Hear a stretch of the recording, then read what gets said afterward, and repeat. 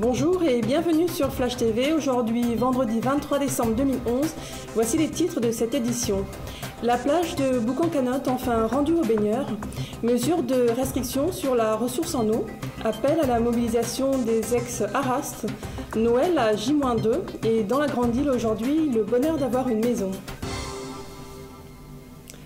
Drapeau orange hier sur la plage de Boucan-Canotte, les nageurs ont pu reprendre possession de cette plage après plus de 3 mois de fermeture suite à des attaques de requins.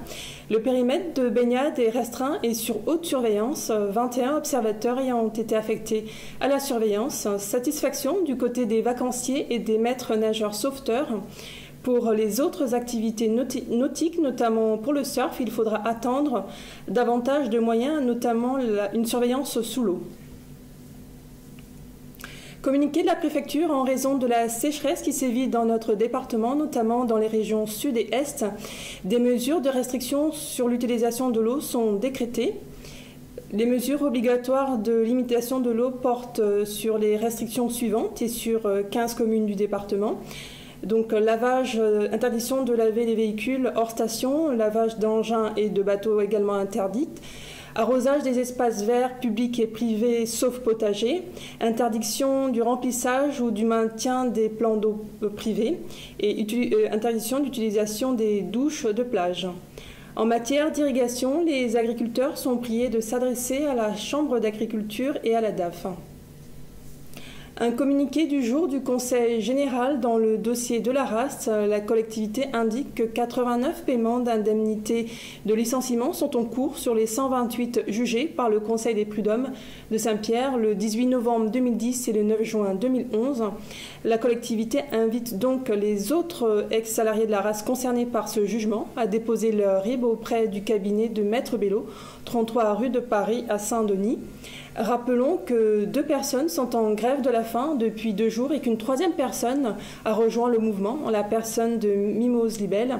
Un appel à la mobilisation est lancé pour demain à 9h devant le Palais de la Source. À J-2 de la célébration de Noël, les commerçants ne ménagent pas leurs efforts pour attirer les clients. Ici, opération nocturne dans les rues du chef-lieu jusqu'à ce soir minuit pour certains d'entre eux. Noël reste la fête où l'on n'hésite pas à faire plaisir, essentiellement aux enfants, même en cette période de crise.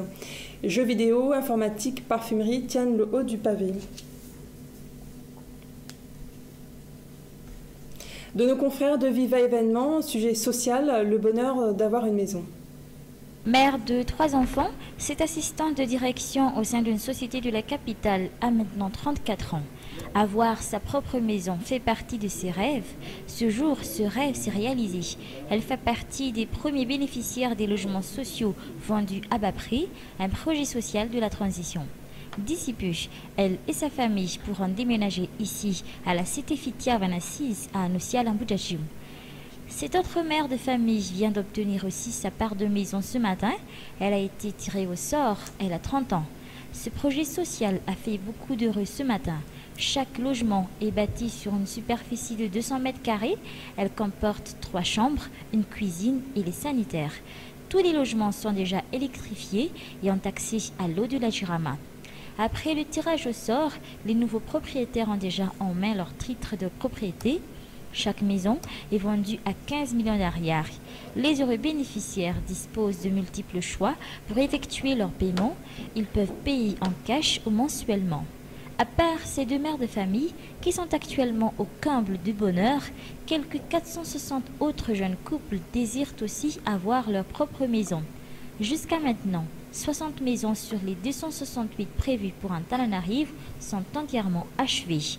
Le vice-primature chargé de l'aménagement du territoire et du développement a procédé ce jour au premier tirage au sort en public. Le président de la HAT y a assisté, accompagné de quelques membres du gouvernement d'union nationale. Le chef de l'État a tiré le numéro du premier bénéficiaire des logements sociaux à bas prix en Antananarive.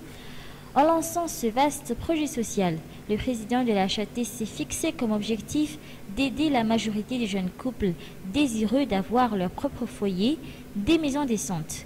Et dans un souci d'alléger au maximum le quotidien des nouveaux propriétaires, des écoles et un hôpital seront construits aux environs de la cité Fitia Vanandanusial à Bujajim. Tout de suite, après la cérémonie, les responsables ont remis aux heureux bénéficiaires les actes de vente, les cahiers de charges, 5 exemplaires des plans du terrain et le plan de la maison. Le président de la HAT a aussi remis à cette mère de famille ce titre de propriété. Elle qui, rappelons-le, fut tirée au sort lors de la cérémonie de lancement de ce vaste projet social à Mamassen. Les 5 ex-provinces, en plus de la région de Vaknakaraj, devront également bénéficier du projet Chanmour. À présent, la page météo du jour, temps plutôt maussade dans la région, temps pluvieux dans notre département, les températures varient autour de 26 degrés, soleil franc pour la grande île, partout ailleurs, pluie ou ciel voilé. C'est la fin de cette édition, merci de votre fidélité. Toute l'équipe de Flash TV vous souhaite un très beau Noël, excellente fête et à lundi.